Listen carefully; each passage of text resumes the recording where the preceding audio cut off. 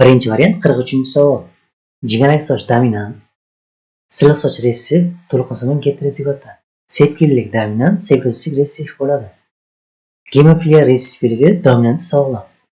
Ayol barcha belgisi bo'yicha heterozigotda, erkak esa silliq soch, sepkilsiz va gemofiliya bo'yicha sog'lom hisoblanadi. Demak, ayol organizm 8 ta gameta beradi, erkak organizm esa 2 ta gameta beradi. Klass yig'ini esa 16 ta bo'ladi. Bizda A variantda aytilgan tug'ilgan o'g'li bo'ldi.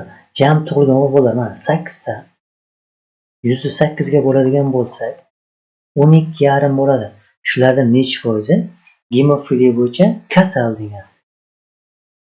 Gemofiliya bo'yicha kasal organizmlar 1 ta, 2 ta, 3 ta, 4 ta uchraydi. 4 ni 12,5 ga ko'paytiradigan bo'lsak, 50% bo'ladi. Besiga javob: sepkilli qizlarning necha foizi?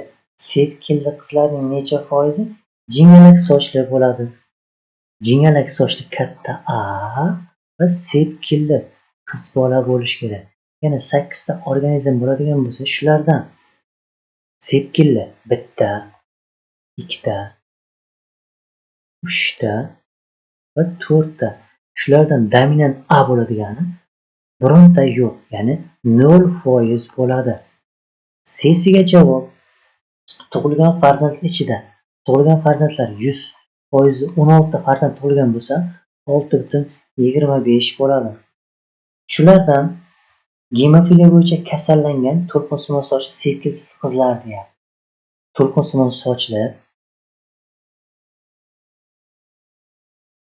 sepkilsiz va gemofiliya bilan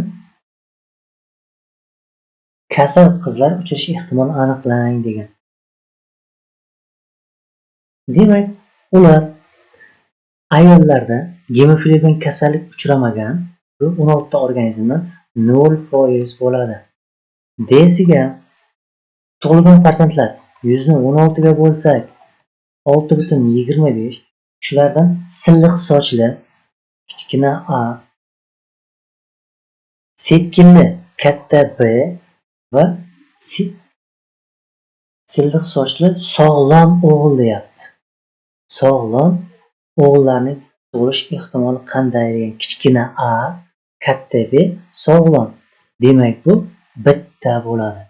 Ya'ni 6,25 ni 1 ga ko'paytirsak, 6,25 bo'ladi. Esiga javob: to'lqinsimon sochli gemofiliya bo'yicha sog'lom farzandlar tug'ilish ehtimoli qanday degan. To'lqinsimon sochli gemofiliya bo'yicha sog'lom, sepkillik kerak yo sepkilsizligi sog'lom farzandlarning tug'ilish ehtimoli qanday degan. Demak, heterozigotda katta X bo'lishi kerak. 1 ta, 2 ta, 3 ta, 4 ta, mana 5 ta, 6 ta, mana plus qo'ydim hammasiga. 6 ta organizm olingan bo'lsa, 100 ni 16 ga bo'lsak, 6,25, 6,25 ni 6 ga ko'paytiradigan bo'lsak, 37,5 bo'ladi.